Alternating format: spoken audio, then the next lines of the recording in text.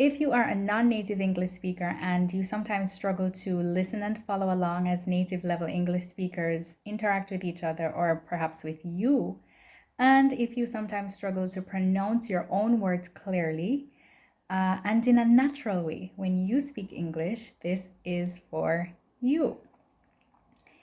In the last video in the series on improving your pronunciation, we looked at elision. And in this video, we're going to be looking at assimilation. Assimilation. Assimilation. Assimilation is the blending of sounds as we speak so that one sound is drawn into another. It's hard to tell where one sound ends and another starts. And essentially what a speaker is doing as assimilation occurs is that before the speaker finishes one word, he or she starts saying the other word. So we don't hear the end of the present word or the word he or she is currently saying before we start hearing the beginning of the following word.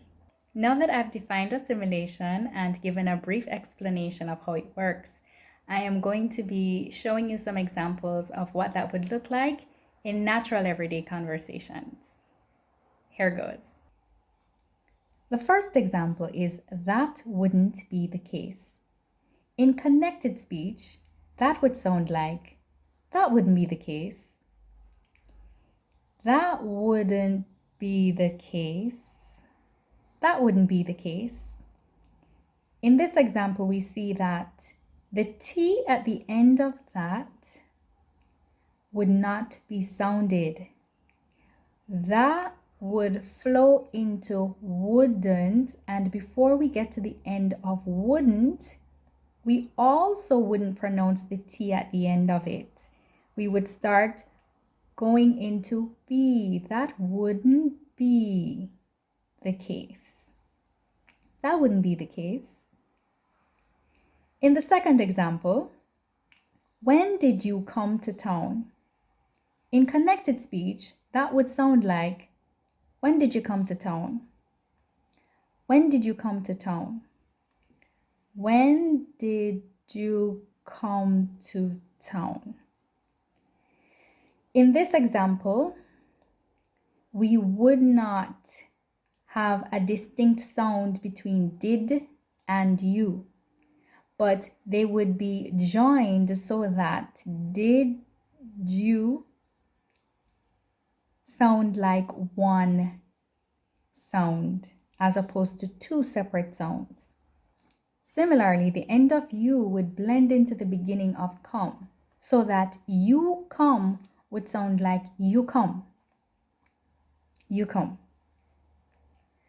When did you come to town would become, in connected speech, when did you come to town?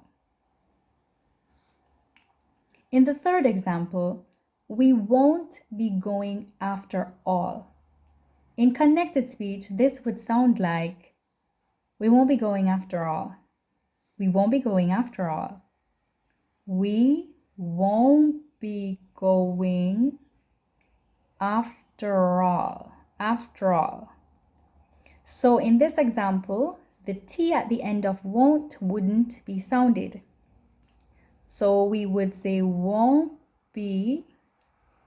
Before we get to the end of won't, we would start saying the beginning of the next word, which is be.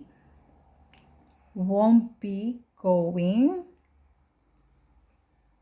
So the B would not be a long E at the end, but a short one, be going, rather than be going. And after would be shortened.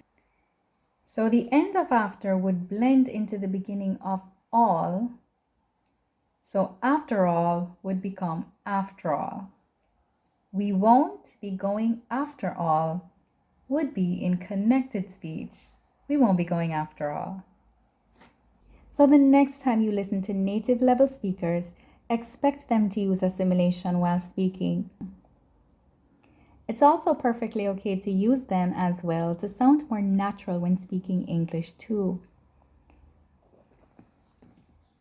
So you can in fact follow along English pronunciation by being aware of assimilation and know that when you are in a teaching learning environment, how sounds are presented just for the sake of you learning the words may be different from how they sound in natural everyday conversations because they are not said individually, but they are joined and there's a rhythm and a natural pace.